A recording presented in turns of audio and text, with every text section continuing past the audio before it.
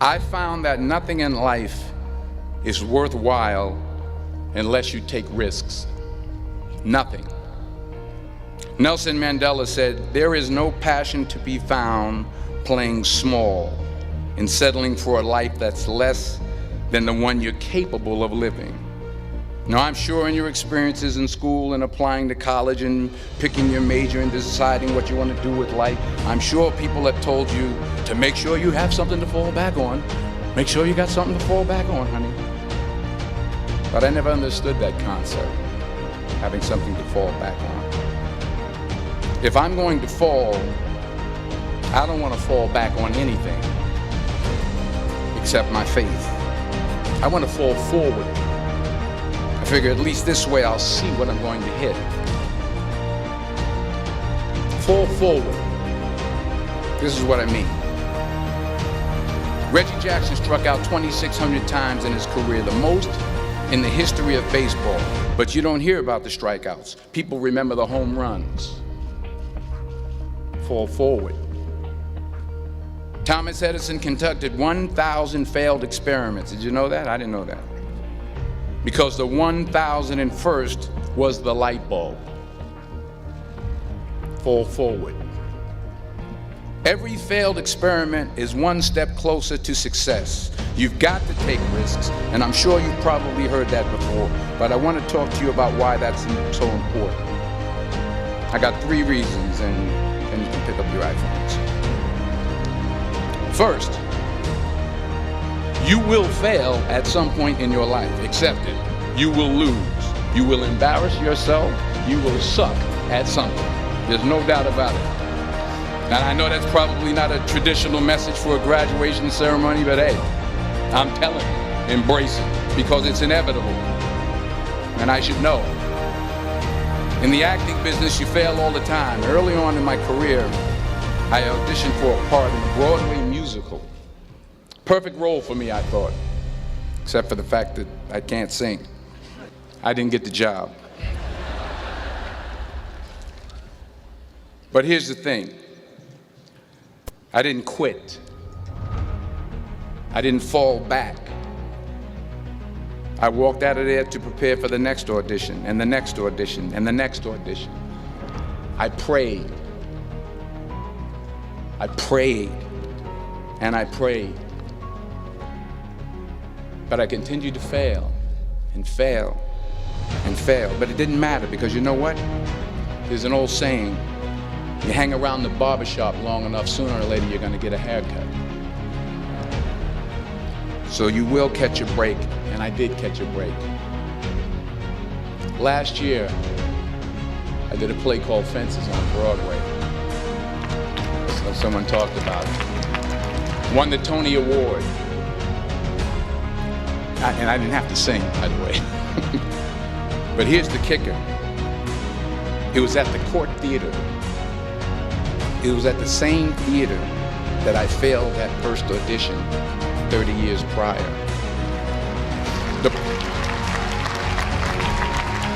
The point is, and I'll pick up the pace, the point is every graduate here today has the training and the talent to succeed.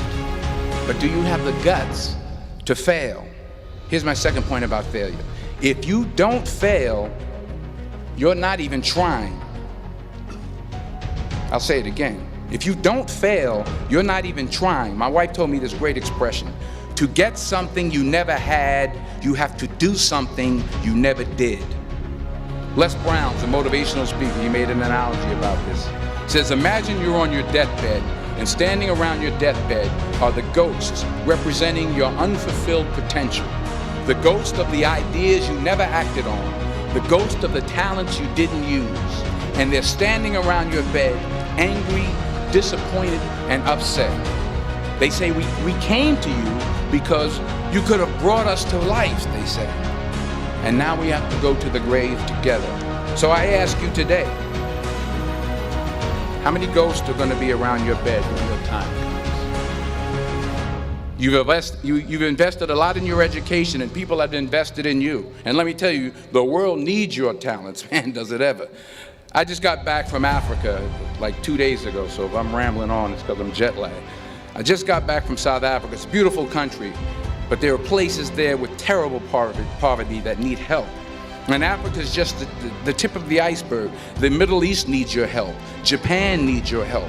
Alabama needs your help. Tennessee needs your help. Louisiana needs your help. Philadelphia needs your help.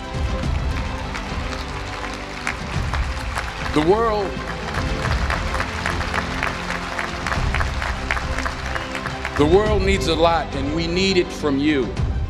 We really do. We need it from you young people. I mean, I'm not speaking for the rest of us up here, but I know I'm getting a little grayer. We need it from you, the young people, because remember this. So you got to get out there. You got to give it everything you got, whether it's your time, your talent, your prayers, or your treasures. Because remember this, you will never see a U-Haul behind a hearse.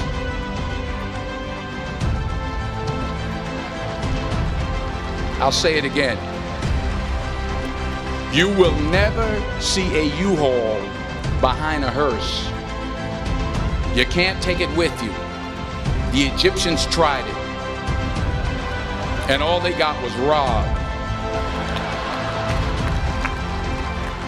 So the question is, what are you going to do with what you have? I'm not talking about how much you have. Some of you are business majors, some of you are theologians, nurses, sociologists. Some of you have money, some of you have patience, some of you have kindness, some of you have love, some of you have the gift of long suffering. Whatever it is, whatever your gift is, what are you going to do with what you have?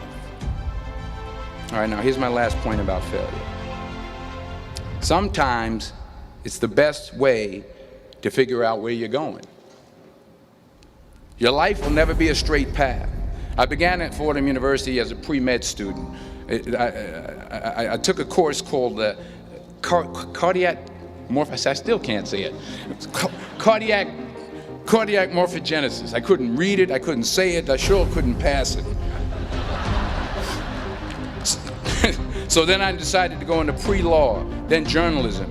And with no academic focus, my grades took off in their own direction.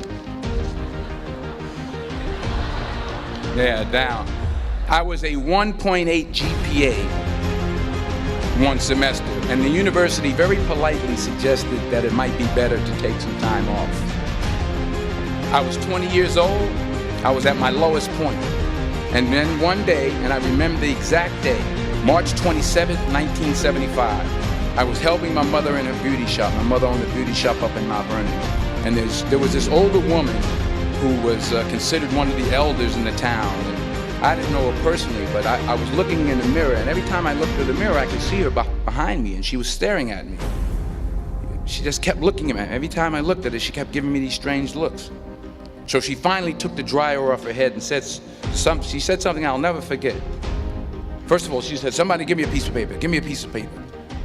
She said, "Young boy, I have a prophecy, a spiritual prophecy."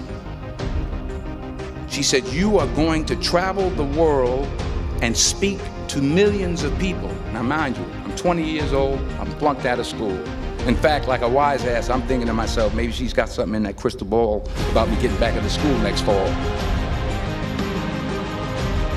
But maybe she was on to something, because later that summer, while working as a counselor at the YMCA camp in Connecticut, we put on a talent show for the campus.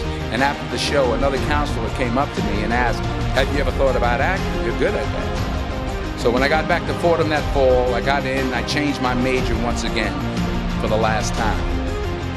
And in the years that followed, just as that woman prophesied, I have traveled the world, and I have spoken to millions of people through my movies.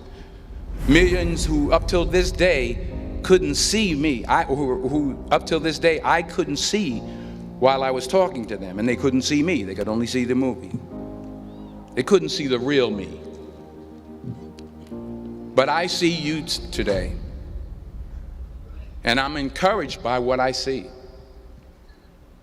And I'm strengthened by what I see. And I love what I see. Many years ago, I did this movie called Philadelphia. We filmed some of the scenes right here on campus. Philadelphia came out in 1993. Most of you were probably still in diapers. Some of the professors too. But that cracked me up. But it was a good movie. Rent it on what do you call it? Netflix. It's a good movie. Rent it. I get 23 cents every time you rent it. Please rent it. True. Parents up there, rent it. Netflix, please. Tell your friends too. It's about a man played by Tom Hanks who's fired from his law firm because he has AIDS. He wants to sue the firm, but no one's willing to represent him until a homophobic ambulance chaser lawyer, played by yours truly, takes on the case. In a way, if you watch the movie, you'll see everything I'm talking about today. You'll see what I mean about taking risk or being willing to fail. Because taking risk is not just about going for a job. It's also about knowing what you know and what you don't know. It's about being open to people and to ideas. In the course of the film, the character I played begins to take small steps, small risks. He very, very, very slowly begins to overcome his fears. And I feel ultimately his heart becomes flooded with love. And I can't think of a better message as we send you off today. To not only take risks, but to be open to life, to accept new views, and to be open to new opinions. To be willing to speak at a commencement at one of the best universities in the country, even though you're scared stiff. While it may be frightening, it will also be rewarding. Because the chances you take, the people you meet, the people you love, the faith that you have, that's what's going to define you.